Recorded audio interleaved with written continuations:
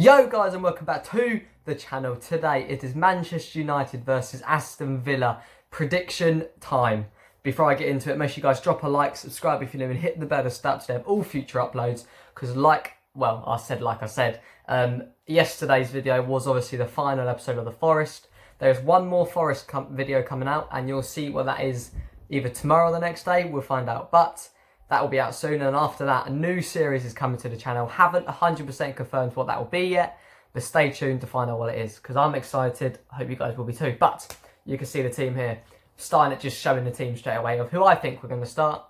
But before we get into our team, let's have a little talk about Aston Villa's team. So, obviously, in the reverse fixture at Old Trafford, we drew 2-2. I think it was a Lindelof own goal. Was it a Lindelof own goal? I think we scored an own goal, and then Jack Grealish scored the absolute worldie. Arguably the best goal that we have seen at Old Trafford this year.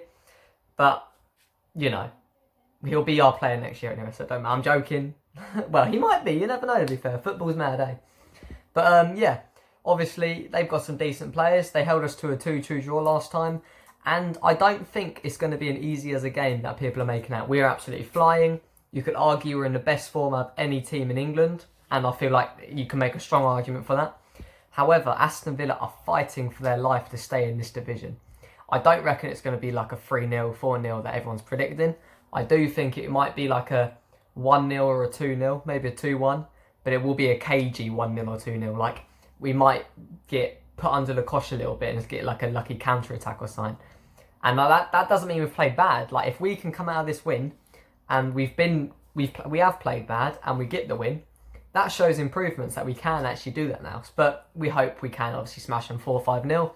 Although with Leicester dropping points to Arsenal last night, at the time of recording anyway, if we do win this game, we're 1 point off them. And obviously we've still got to face them final day of the season, which is huge. So all we can do is keep winning our games and hope they bottle a couple more chances. Especially, I say that, this isn't even about Chelsea, but the chances, like, Leicester always keeps dropping. Leicester keep dropping points, and that's good for us, obviously. But Chelsea getting so lucky. If you watch that Crystal Palace game,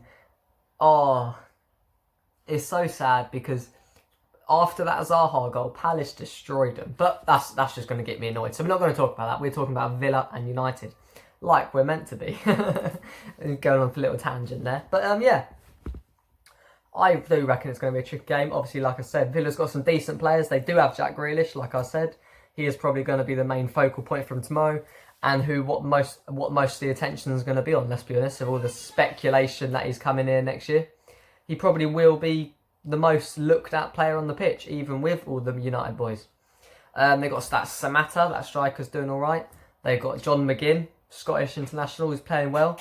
That marvellous Nakamba I quite like. He's not... I don't know if he's actually starting for him or not, but I don't know. Trezeguet, he's quite a good little player. Nothing overly special, but I think he's quite decent. And yeah, they got some decent threats. Obviously, Tyrone Mings at the back as well. Decent, I think. Who did they have in goal? Who does Aston Villa have in goal? It's not Heaton, is it? Not Nyland. I don't know. I've actually completely forgot who they've got in goal. But he's not as good as De Gea. And that's saying something these days. Nah, De Gea's alright. But yeah. You can see from my team as well. My prediction for the team, pretty much the strongest lineup. Obviously, Lindelof, you can see, is not in the team. Eric Bailly is taking his place. Obviously, Lindelof came off at half-time in the game against Bournemouth. And in the press conference, he said he was a doubt, obviously, with the back injury. So I do think Bailly's playing, unless he shocks us all and plays like a Timbo or he might even play like a... can't even remember his name. Tuanzebe's injured, isn't he? Don't worry. I was going to say, against his old club and all that, Loney and all that, but no. Who knows? Maybe Mengi gets a couple minutes. Who knows? But yeah, Bailly comes in, and I would love to put Brandon Williams in there, but as much as he is my favourite player, Luke Shaw's been playing good, so if Bailly's playing well, he doesn't need a rest. Play Luke Shaw, I guess, and I hope Brandon takes his opportunity as and when he gets it. Moving into the midfield, McTominay, Bruno, Pogba. Big shock. Matic just signed his contract. He's not even in my starting 11. That's not because he needs to be dropped. I would argue he's been our most important midfield player. Yes, Bruno and Pogba are getting all the headlines, and rightfully so. But they can't do their job if Matic doesn't do his job. And I'm saying Matic has been our most influential midfielder in terms of importance for the past, since the restart especially. But I am saying he needs a rest. He is getting on. He is getting a bit on, obviously, and I do feel like with a game against Southampton on Tuesday, I think it is, or Monday, it's one of them. I do feel like we should give him a rest. Big couple games coming up, and McTominay is more than well equipped to do a job. But yeah, there's the lineup. Up front three. I need to put his name then. Mason Greenwood. Can't praise that kid high enough. He's literally younger than me, alright? And he's doing this. He's on a madness. Marcus Rashford and Martial, obviously both hitting the 20 mark in the last game. And Greenwood obviously hitting the 15th. And I think I saw a stat. Mason Greenwood is only behind Wayne Rooney, Fowler and Michael Owen for the most goals scored in their first professional Premier League season or something. I think Greenwood's on 8 Premier League goals. I don't know, I'm holding up a 3. He's on 8 Premier League goals. Rooney got 9. Fowler got 10, was it? I think. And Michael Owen got like 18. He's not going to beat Owen. I do think in the next, how many games? 5 games? 4 games? He should, I reckon he can get 2 more goals. I would love it if he gets double digits. If he can get 20 for the season in all competitions, that's crazy. But we see what happens with him.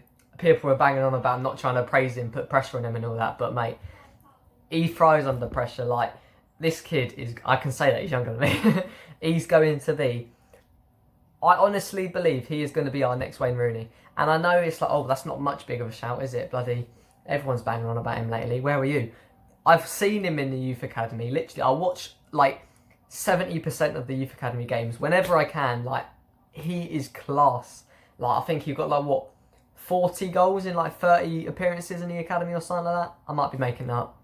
I've heard something like that anyway. But yeah, he's just class. He doesn't have a weak foot. The only thing he does need to work on is heading, but he's like, what, 18 years old? He'll get better than that easily. But yeah, that is the lineup. I do reckon it has more than enough well equipped to beat Aston Villa. But like I said, it will be tougher than what people are thinking. Away from home as well. Not that that means as much without the fans, but that's what I'm going for. But score prediction, I am going to go for 2-1. Greenwood's going to get another continuous run of form, and Paul Pogba is going to get off the mark, finally get a goal. Not that he needs it for confidence, he's just banging in this. Well, has he even got any assists since we got back? He must have. I don't know, but he's been class as we got back, so let's get him on the score sheet.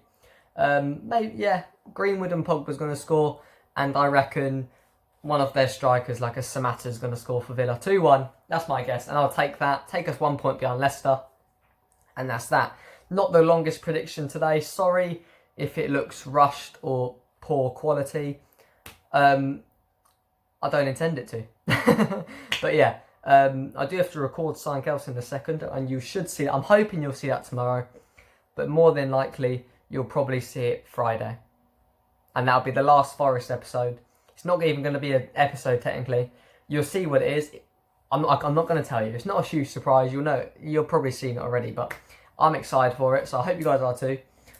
So, like I said at the start, smash the like button, subscribe if you're new, hit the bell, and let me know down below your predictions for the Villa game tomorrow night. Let me know, and I'll see you next time. Peace.